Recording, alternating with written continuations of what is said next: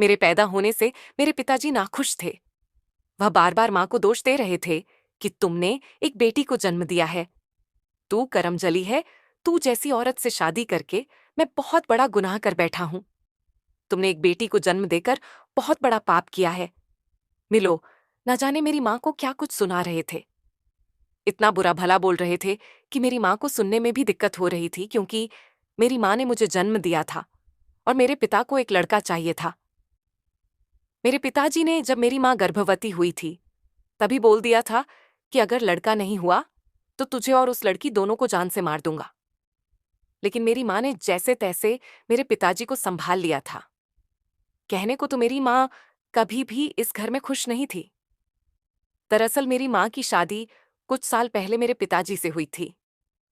मेरे नाना जी काफी अमीर थे और उन्होंने बहुत अच्छा घर देखकर शादी शादी की थी। लेकिन उन्हें क्या पता था कि इन लोगों के अंदर से हैवान निकलने लगेगा। मेरे पिताजी के सिर्फ आगे पीछे कोई भी नहीं था, वह अकेले ही थे। मेरे दादा दादी तो उनके बचपन में ही गुजर गए थे।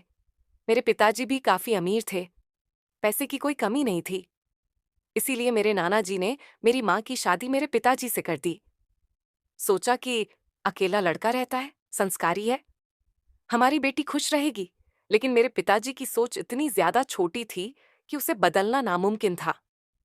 मेरी माँ की मेरे पिताजी से शादी होने के बाद मेरे पिताजी हर रोज माँ के साथ गाली गलौज करते थे, उनके साथ मारपीट करते थे। माँ गलती से भी अपना घूंघट उठा लेती थी तो उन्हें इतना पीटा जाता था जैसे उन्होंने किसी को कत्ल कर दिया हो। लेकिन कोई भी मेरी माँ की साइड नहीं आता था, क्योंकि मेरी माँ की साइड में आता कौन? मेरे नाना जी तो मेरी माँ की शादी करते ही गुजर गए थे और मेरी माँ के ससुराल में उनके पति के अलावा कोई भी नहीं था। फिर मेरी माँ गर्भवती हो गई। गर्भवती होने के बाद माँ को 9 महीने तक पिताजी सिर्फ यही कहते थे कि अगर लड़का नहीं हुआ तो तुम्हें जान से मार देंगे। अक्सर देखा जाता है कि जब कोई लड़े लड़की पर है, कोई औरत प्रेग्नेंट होती है, तो उसे 9 महीने तक देखभाल की जाती है। उसे अच्छे अच्छे फ्रूट खिलाए जाते हैं, उसकी अच्छी तरह से केयर की जाती है ताकि कल को उसे कोई तकलीफ ना आए। लेकिन मेरे पिताजी का तो अलग ही था। वह फ्रूट की जगह मेरी माँ को गालियां खिलाते थे। वह कहते थे कि मुझे बेटा ही होना चाहिए, हर हाल में मुझे बेटा होना चाहिए। उन्होंने तो अपने गांव में यह अफवाह फैला दी थी कि उनके बेटा ही होगा, और अगर बेटा हो गया तो वह पूरे गांव में मिठाइयां बंटवाएंगे। मेरी माँ तो बेचारी फिक्र में रहती थी कि अगर कहीं लड़की हो गई तो वह मेरा और मेरी बेटी का जीना हराम कर देंगे। और शायद मेरी माँ की किस्मत में भी यही लिखा था। 9 महीने पूरे होने के बाद मेरा जन्म हो गया। मेरा जन्म होने के बाद पापा को जब खबर मिली कि लड़की कोई है, तो पिताजी ने मुझे मारना चाहा, लेकिन मेरी माँ ने कोशिश करके मुझे बचा लिया। तभी मेरे पिताजी ने मुझे और मेरी माँ को एक बंद कमरे में बंद कर दिया और 2 दिनों तक न खाना दिया न कुछ। और फिर कुछ रिश्तेदार हमारे घर आए और उन्होंने पापा को समझाया कि जब तक तुम्हारी पत्नी की सेहत ठीक नहीं हो जाती तब तक तुम इन लोगों का ख्याल रख लो। उसके बाद तुम्हें जो करना है तुम कर लेना। उन लोगों की बात मानकर पिताजी ने हमें उस कमरे से बाहर तो निकाल लिया, लेकिन हम लोगों के साथ ना तो बातें करते थे ना ही कुछ और। घर में भी बहुत ज्यादा कमाते थे। माँ मेरे लिए खाना बनाती है और मुझे पाल पोस कर बड़ा कर रही थी। अब मेरी उम्र धीरे धीरे बढ़ती जा रही थी। मेरी माँ मुझसे बहुत प्यार करती थी, मेरा बहुत ख्याल रखती थी, हमेशा मुझे बेटों की तरह ही पालती थी, मुझे अच्छी शिक्षा देती थी। मेरी माँ मुझसे कहती थी कि बेटा मैं बहुत मजबूर हूं, मैं अपनी मजबूरी के आगे क्या कर सकती हूँ। तेरे पिताजी को लड़का चाहिए और तू लड़की बनकर आ गई। अब तेरे पिताजी मेरे साथ ऐसा सलूक करते हैं, मुझे समझ में नहीं आ रहा कि मैं तुम्हारी हिफाजत कैसे करूं। यार ऐसे ही दिन निकल रहे थे। अब मैं पूरी तरह से जवान हो चुकी थी। पढ़ाई लिखाई तो दूर, पिताजी तो मुझे घर से बाहर भी नहीं जाने देते थे। हर रोज हम माँ बेटी के साथ मारपीट करते थे। मुझे तो समझ में ही नहीं आता था कि मैं क्या करूं, क्योंकि मैं कुछ कर भी नहीं सकती थी। काजी का गांव में इतना जा कोफ्ता कि अगर कोई भी उनके खिलाफ बोलता तो वह सीधा उन्हें गोली से मार देते थे, और पुलिस के लोग भी उनके साथ मिले हुए थे, क्योंकि पिताजी के पास इतने ज्यादा पैसे थे कि वह उन लोगों को पैसे बांट देते थे तो कोई उनके खिलाफ नहीं जाता था। मुझे तो समझ में नहीं आ रहा था कि पिताजी का दिमाग इस तरह का क्यों है। खैर, ऐसे ही दिन निकलते गए। दरअसल मेरा नाम आरती है। मैं अपने पिता के पैर पकड़कर रो रही थी। उनसे कह रही थी, बाबा, मुझे छोड़कर मत जाओ। मैं तुम्हारे बिना नहीं रह सकती। मेरे साथ ऐसा मत करो जो आप करने जा रहे हो। वह बहुत बड़ा पाप है, क्योंकि मैं समझ गई थी। मेरे बाबा मुझे जिस जगह लेकर जा रहे हैं, वह जगह मेरे लिए बिल्कुल भी ठीक नहीं है। मैं उनके पैर पड़ रही थी, तभी हाथ जोड़ रही थी, मगर उन्होंने मेरी एक न सुनी। न जाने क्यों वह मुझे इस नर्क में छोड़कर जाने वाले थे। क्या उन्हें अपनी बेटी से इतनी नफरत थी, माना कि कुछ लोगों के लिए बेटियां बोझ होती हैं। मैं भी अपने पिता के लिए बहुत थी, मगर मेरे बाबा मेरे साथ कुछ ऐसा कर सकते हैं? मुझे तो इसकी उम्मीद ही नहीं थी, क्योंकि मैं जिस जगह पर थी वहां के सारे बारे में मेरे बाबा ने मुझे कुछ नहीं बताया था, वरना मैं कभी उनके साथ ना आती। क्योंकि जब मैं यहाँ पर आई थी तो मेरे बाबा ने कहा था कि मैं तुम्हें अपने किसी रिश्तेदार के यहाँ लेकर जा रहा हूँ, अच्छे से तैयार हो जाओ। अगर मैंने तो बचपन से लेकर अब तक अपने बाबा के कोई रिश्तेदार नहीं देखे थे, लेकिन फिर भी मैं अपने बाबा पर भरोसा करके यहाँ तक आ गई थी। मुझे यहाँ पर एक औरत दिखाई दी थी जो मेरे बाबा के साथ काफी देर तक बातें करती रही थी। पहले वह मुझे कमरे के अंदर ले गई थी और वहां जाकर उसने मुझसे कहा था, तुम आराम से बैठे, तुम्हारे बाबा अभी आ रहे हैं। मैं मुझे वहां पर खुद वहां से चली गई। मैं कमरे के अंदर बैठ गई और चारों तरफ नजर उठा उठा कर देख रही थी और जानने की कोशिश कर रही थी कि आखिर ये किसका घर है। इस कमरे के अंदर एक और कमरा बना हुआ था।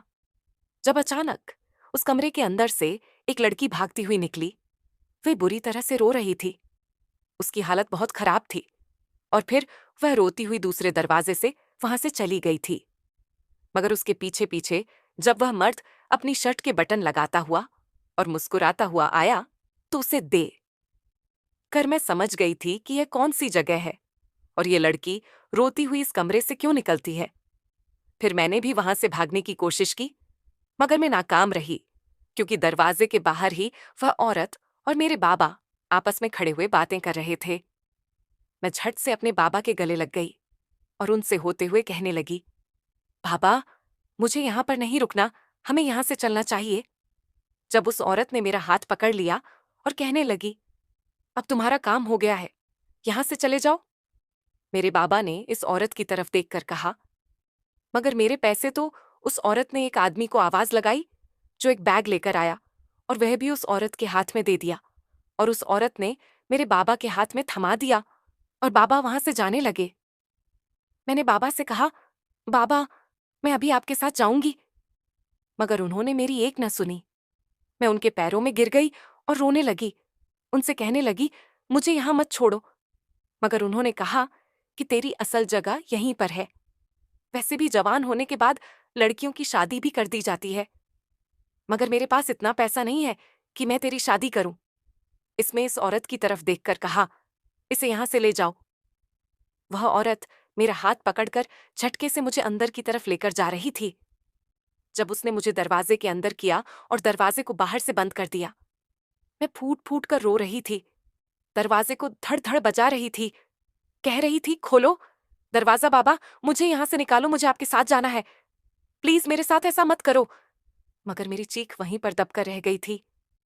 लेकिन बाहर जब दोनों आपस में बातें कर रहे थे तो उनके मुझे दरवाजे के पास से साफ आवाज नहीं आ रही थी। उस औरत ने बाबा से कहा था, तेरी बेटी तो बहुत खूबसूरत है, मगर याद रखना दोबारा अपनी बेटी को यहां ले आ जाने की बात मत करना, क्योंकि बहुत से ऐसे लोग होते हैं जो अपनी बेटियों को मजबूरी में यहां बेचकर चले जाते हैं और फिर आकर अपना रोना रोने लगते हैं कि अपने पैसे वापस ले लो, हमारी बहन बेटी हमें वापस दे दो। मगर यहां ऐसा नहीं होता। जो एक बार आ जाता है वह दोबारा यहां से वापस नहीं जाता, क्योंकि यहां पर वापसी का कोई रास्ता नहीं है। मेरे बाबा ने उस औरत से कहा, नहीं, मैं इसे कभी लेने नहीं आऊंगा, मेरा इससे कोई वास्ता नहीं है। बेटियां तो इसी जगह के लिए बनी होती हैं और मेरी बेटी भी इस जगह के काबिल है, इसलिए मैं इसको यहीं छोड़कर जा रहा हूं। वह औरत कहने लगी, तो फिर ठीक है, तुम जाओ यहां से, जब तक तुम्हारा होगे ये लड़की रोती रहेगी, और खूबसूरत लड़कियां कब रोती है तो इनकी हालत खराब हो जाती है। हम नहीं चाहते हमारा माल खराब हो जाए। बाबा ये कहकर वहां से चले गए थे और मैं न जाने कब तक अपनी किस्मत को वहां पर बैठ कर रोती रही थी।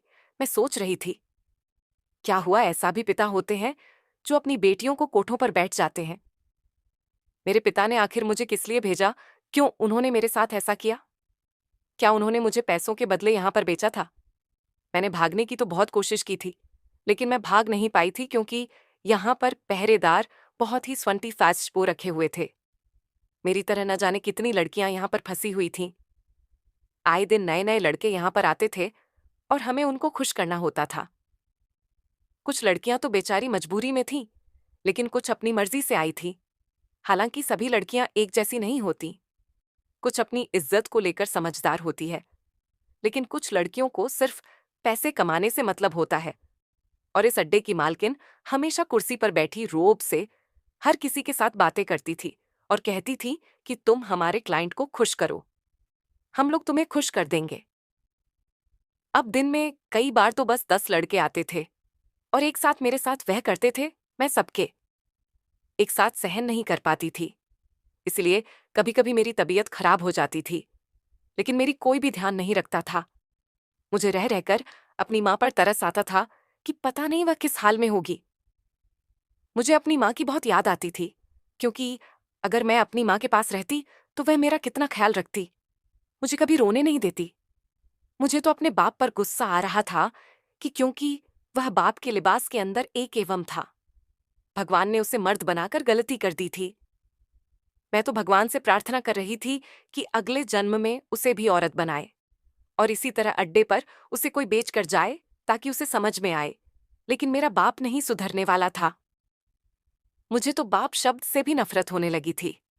मेरे ही रूम में एक लड़की रहती थी, सेम मेरे जैसा उसके साथ हुआ था। उसने यही सुनाया था कि उसके घर में लड़के होने पर ही मान सम्मान दिया जाता है।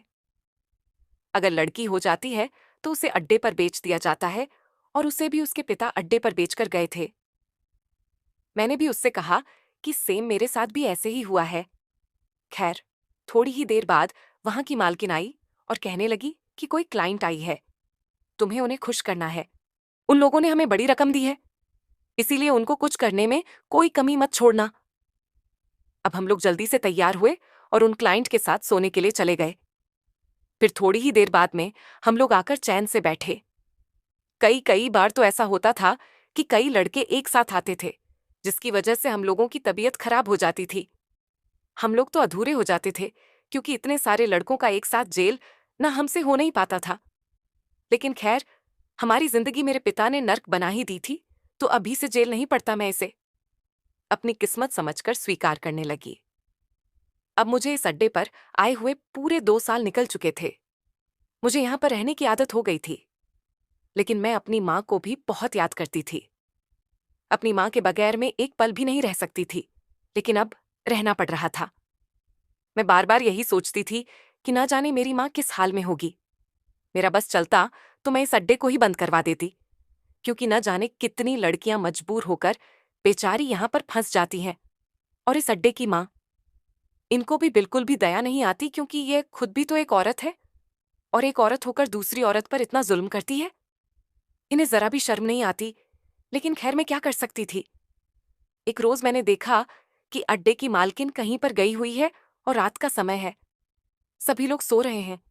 मैंने सोचा कि क्यों ना मैं यहां से भाग निकलती हूं, और मैं अपने प्लान के मुताबिक वहां से धीरे धीरे उस अड्डे से बाहर निकली।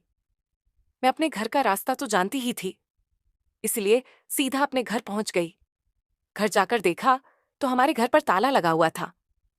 मुझे समझ में नहीं आया कि आखिर माँ पापा कहाँ पर चले गए। तभी वहां पर नुक्कड़ पर एक दुकान थी जो देर रात तक खुली रहती थी।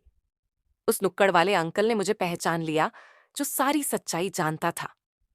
उसने कहा कि बेटा, तू कैसे आ गई। मैंने उन अंकल को सारी सच्चाई बताई तो उन्होंने कहा कि तुम्हारा बाप तो बड़ा बेरहम है।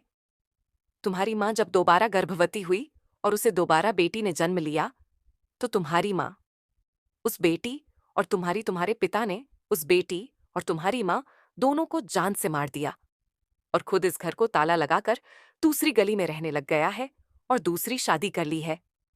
अब उनके मुंह से यह सुनकर मेरे अंदर तो जैसे आग ही लग गई थी कि मेरे पिताजी ने इतनी हदें पार कर दी कि मुझे अड्डे पर बेच दिया और मेरी छोटी बहन को और मेरी माँ को मौत के घाट उतार दिया। मेरे पिताजी को जीने का कोई हक नहीं है। मैंने उस नुक्कड़ वाले दुकान के अंकल के यहां से एक चाकू लिया, सीधे अपने पिताजी के एड्रेस पर चली गई। मैंने जब दरवाजा खटखटाया तो दरवाजा पिताजी ने ही खोला था। मैं अपने पिताजी की शक्ल देखकर इतनी आग बबूला हो गई क्योंकि उनकी शक्ल से मुझे इतनी नफरत थी कि मेरा खून खौल उठा और मैंने चाकू से वार करके अपने पिताजी को मौत के घाट उतार दिया। इतने में सारे लोग इकट्ठा हो गए और पुलिस भी आ गई। पुलिस ने मुझे गिरफ्तार किया और जेल में डाल दिया। सब लोग अच्छी तरह से जानते थे कि मैंने अपने पिता को क्यों मारा है और सब लोगों ने यही दुआ और कोशिश की थी कि मुझे सजा ना हो, क्योंकि मेरे हैवान पिता को यही सजा मिलनी थी। कोई भी पहल करने को तैयार नहीं था, लेकिन मैंने पहल की थी। सब लोगों ने पुलिस के आगे मिन्नतें की कि ये लड़की बेकसूर है। इसने अपने पिता को सिर्फ इस वजह से मारा क्योंकि अगर ये अपने पिता को नहीं मारती तो ये न जाने कितनी लड़कियों की जिंदगी बर्बाद करता, सिर्फ एक लड़के की चाहे में।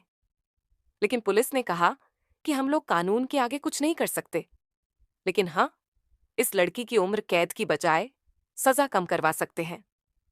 इसी तरह मेरी कुछ सालों तक की ही सजा हुई और कुछ साल बाद मैंने सजा काटकर जब बाहर आई तो मैंने मन लगाकर पढ़ाई की और मेरी पढ़ाई का सारा खर्चा उस नुक्कड़ की दुकान वाले अंकल ने उठाया, जो हमेशा से ही हर लड़कियों की मदद करता था। फिर मैं पढ़ लिख कर एक बड़ी अफसर बन गई और जो भी गलत काम होते थे उनके खिलाफ हमेशा खड़ी रहती थी। अब सब लोग मुझ पर प्राउड फील करते थे कि एक हैवान बाप की बेटी भी इतनी अच्छी निकल सकती है। पहली बार देखा है, वरना जैसा बाप होता है वैसे ही उनकी औलाद निकलती है। तभी मेरा जवाब सिर्फ उन लोगों के लिए यही होता था कि मैं सिर्फ अपनी मां पर गई हूं, क्योंकि मेरी मां के जैसे देवता इंसान कोई नहीं है। धन्यवाद।